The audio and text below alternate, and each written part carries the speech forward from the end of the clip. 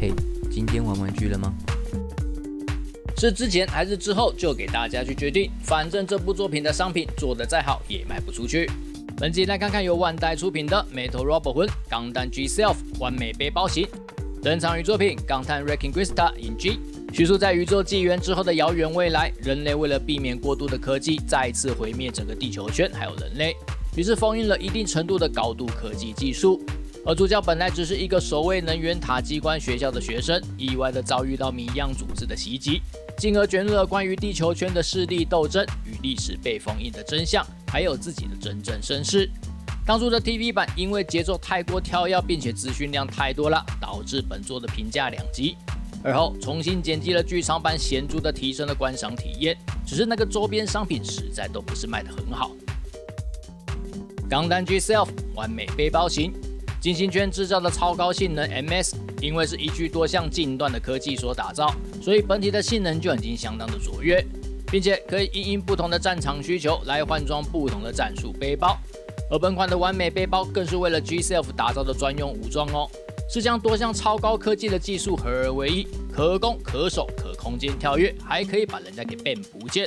整台机体可以说是全方位的全能武器呀，强到连主角自己都会怕。MR 魂系列都不会太大只，本款当然也不例外啦。不含头上的2根角，大概是13公分，合金完成品，但是因为不大只啦，所以重量大概就是这么重。对照原设定，本款维持了原设定的圆滑风格，可是身形有做部分的调整，所以会比原设定再更加的圆润一点。膝部也多设计了更多的细节，以及部分的色差色块，因此外形精致度也会比原设定来得更好哦。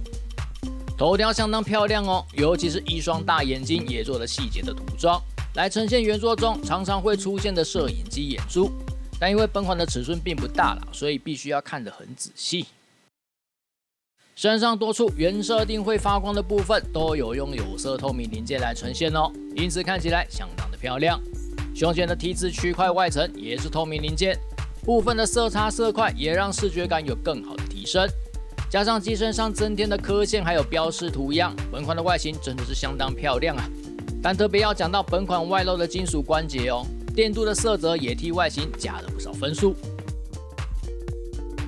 背包的呈现也是相当出色哦，同样大量采用了有色透明零件，搭配金属色泽的关键涂装，色块还有标签也都增添的恰到好处，与本体的一致性表现也非常的优秀。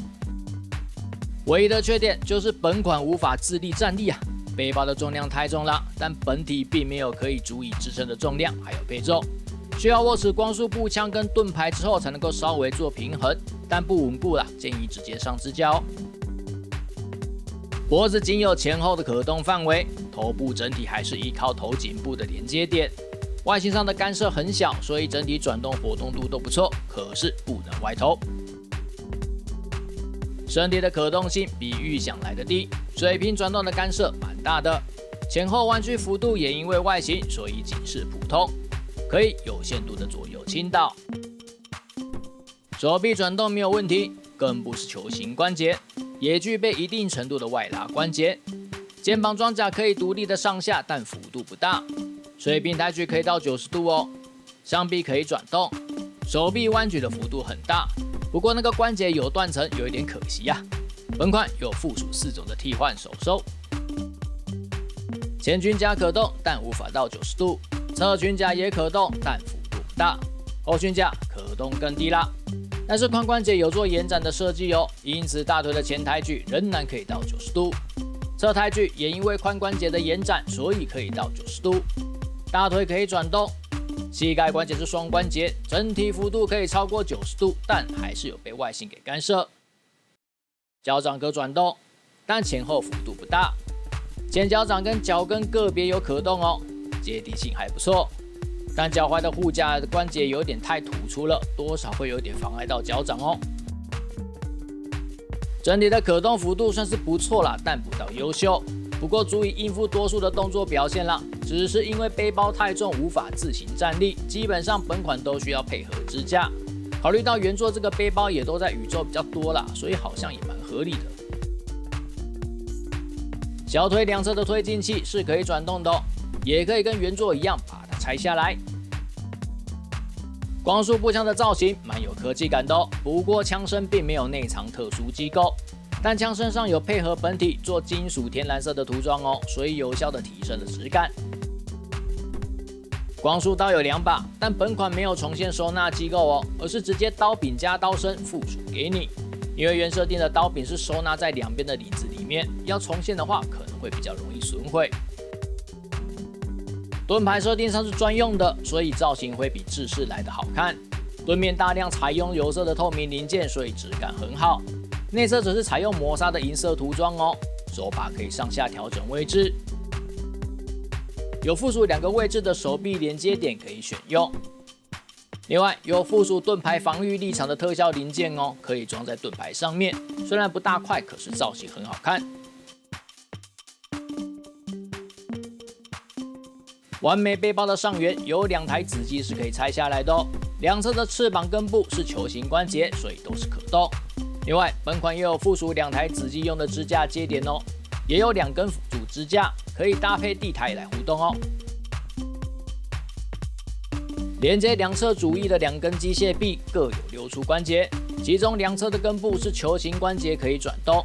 不过那个接点是固定方向哦，所以角度还是有所限制。其他的4个关节都是单方向，不过整体配合起来的活动度已经是相当足够了。主翼的左右中段2侧可以展开，主要是来重现反射模式的状态哦。但本款并没有附属原作此形态会生成的虚拟反射板，这一点有点可惜呀。当然，那个机体也就不会变成紫色啦。主翼的左右2侧可以整个拉开哦，重现突击模式的高出力光束炮形态。不过，当然也不会有特效零件啦。机体也不会变成红色。最后是地台支架，支架是 MR 魂系列最常用的万用样式，也是朴实好用啦。地台上面没有机体名称的烫金字样，只有原作登场人物们的跳舞剪影，这个要看过原作会比较有感觉就是了。这部作品还真的不是普通的冷门呐，连当初 TV 版在播映的时候，周边模型也卖不太动。虽然我个人是觉得这部的作品故事还不错，机械设定也都相当有意思 ，G 系列的机体也都各有特色哦，但事实就是没什么买气，导致主角机至今在 MG 产线都还没有被商品化过啊。本款整体的表现不到出色，但外形足够亮眼。不过都已经是这么冷门的作品了，还是不肯多点诚意。HG 不管新旧版都给了虚拟反射板的特效键呢，甚至新版还结构大改耶。结果本款的身为较高价的合金完成品，却只有盾牌意思给了块特效，你至少也多给几块嘛。但就产品本身，实在感觉不太出来原作近乎无敌的气势。总之，外形确实是有好看的，虽然能互动的附件确实是不多，但想象力搭配本款的可动范围还是有搞头啦。不然这台机体的商品能选的也实在是有限，懒得动手做，又想要精致的话，就只有这款啦。就这样，记得点赞、订阅、分享，拜拜。